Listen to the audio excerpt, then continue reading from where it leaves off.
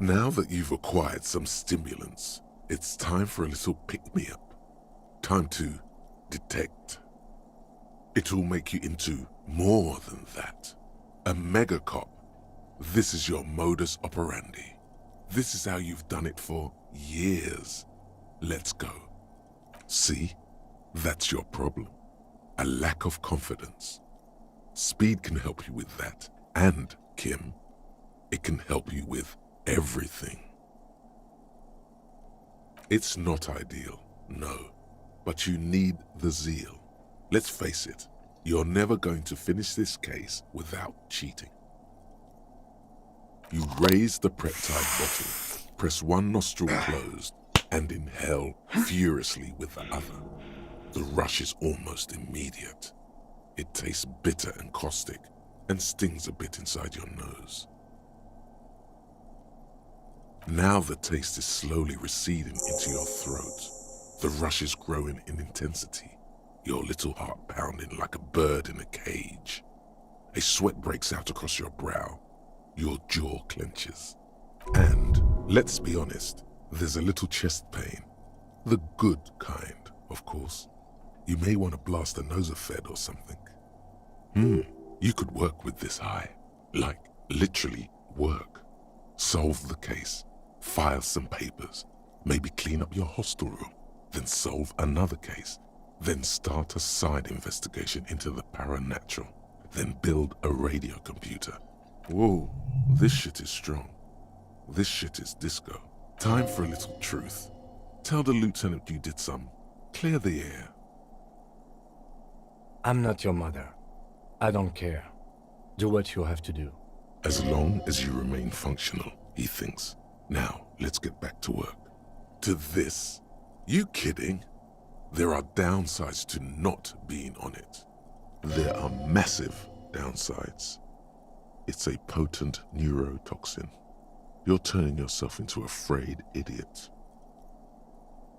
Spring. Everything is clear around you. You're ready to concentrate on the next task in the task chain. Over there, in the corner. Not just any pinball machine. This is the... Ah, great. Cornelius Good, get the game on, Fingerboy. Those flippers are ready. It takes a while to get into a rhythm, but pretty soon you're able to keep 3 goat-faced balls in play with relative ease. Go, Fingerboy. I feel sorry for the gods. If they only knew the kind of guy old Cornelius really was. The kind of a guy who uses the word savages a lot when recounting his travels. A masked nationalist. An avid huntsman too. He was often photographed in his dining hall, surrounded by wall-mounted hunting trophies from every continent. He also hit his wife and kids, other people's kids too, sometimes pets. Hateful little man. But you seem to be having fun. Your game is definitely improving. The jolly goats are flying all over the board, and although a few plummet to their deaths, you're never left with less than 3. Suddenly, a special passage leading to the summit slides open at the top of the board. This is where the balls need to go. Maneuvering a goat ball into a position for a perfect hit isn't easy. More fall to their deaths. But finally, the opportunity presents itself. One of them gets through. Tiny hammer shatters something inside the machine. Something glass. An ampoule? The words "pale rupture" light up on the speaker panel, and the machine starts filling with a thick, milky fog. Something's happening. Congratulations. This is where the game ends. It's a cheap way of getting more money out of the players. A stupid, nihilistic finale. There's so much fog, you can barely see anything. Some is actually leaking out of the machine, and one by one, your goats start slipping, disappearing into the milky nothingness. This can be navigated.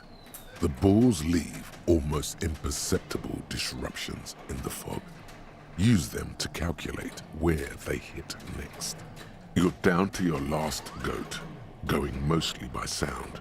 Eyes are useless at this point, but that goat is something special. 5 times you snatch him back from the jaws of death. I am.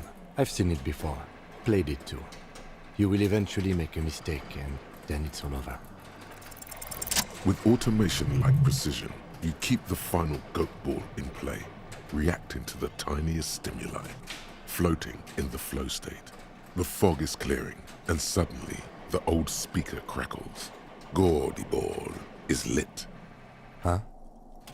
A panel opens up at the top of the playfield, and a new ball charges downhill. It's larger than the goats and matte black. Cornelius spell the white letters running across the equator. So violent is its descent, it immediately knocks the last goat into the abyss. Then proceeds to bounce all across the board as if carried by some demonic otherworldly inertia. High score, announce the speakers, and the whole machine lights up. Then the flippers retract, leaving a perfect opening for the Gordy ball to join the goats backstage. Cornelius vanishes, and the machine powers off. That's amazing. You didn't just win.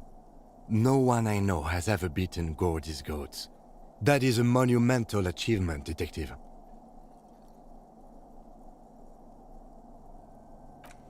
Congratulations, Your Highness. That was really impressive. The machine needs a good service before anyone else can even attempt it again.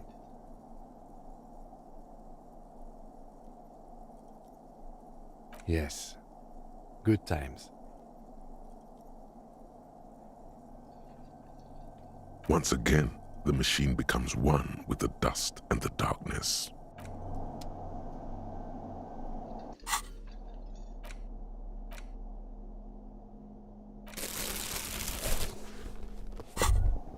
Hear that? Magnesium. That's what you're lacking.